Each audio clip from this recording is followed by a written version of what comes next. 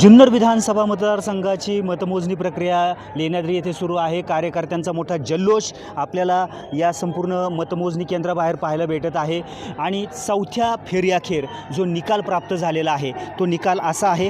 सत्यशील शेरकर यांना चौथ्या फेरीअखेर 8,725, अतुल बेनके यांना 5,887, शरद सोनवणे यांना 12,751, देवराम लांडे यांना 11,846, तर आशाताई बुचके यांना 1,614 मते प्राप्त झालेली आहेत आणि या चौथ्या फेरीअखेर शरद दादा सोनवणे यांनी आघाडी घेतलेली आपल्याला दिसून येत आहे।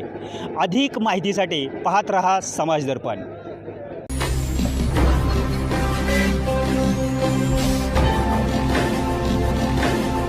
ताज्या घडामोडी आणि नवनवीन माहिती मिळवण्यासाठी समाज दर्पण या YouTube चॅनलला सबस्क्राइब करा आणि बेल आयकॉनवर क्लिक करा।